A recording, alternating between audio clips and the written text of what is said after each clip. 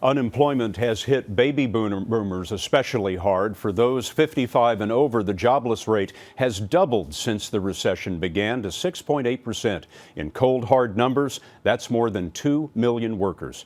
We asked Byron Pitts to go to North Carolina ahead of the president's trip and tell us about the people behind the numbers.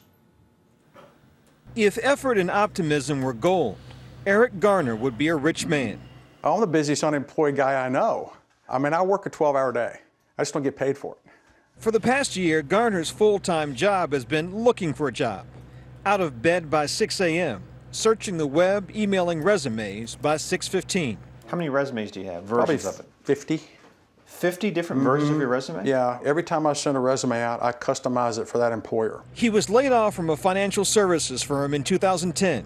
Since then, a few bites, a few interviews, but still no offers. So how is it possible that someone who's college educated, working on your master's, 32 years of work experience, can't find a job? I applied for one job. They told me there were 300 applicants. I got down to the final 3, and then they hired a friend of a friend that was inside the company. What am I going to learn from this? Make your contacts. Let's say it's a first interview. That's what he's doing at ProNet, a career center for unemployed professionals. And Charlotte has its share. Show of hands if you've been out of work for 6 months, a year and a half, 2 years. ProNet Charlotte sees 350 clients a week. Some were earning 6-figure salaries and now face tough choices to make ends meet. And what really drives you nuts is interviewing and have someone say, you've got the experience, you've got the background, you've got the knowledge, you've got the ability, but God, if you were just 25 years old, we could hire you tomorrow.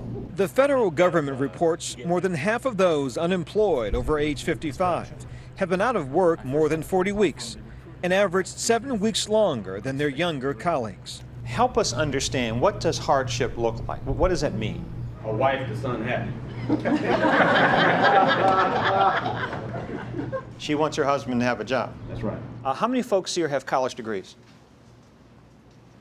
Almost everybody. It really does need to speak uniquely to that. Chip Wilson has a Harvard MBA and no job. Sometimes, it might be that that moniker would put a price tag on you that somebody wouldn't be willing to pay.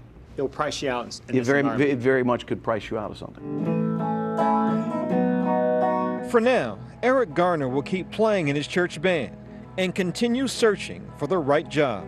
I'm 56 years young. Like my grandfather and my father, I will probably work into my 70s. And he may have to. Garner's unemployment benefits have covered his mortgage, but they run out in September. Byron Pitts, CBS News, Charlotte.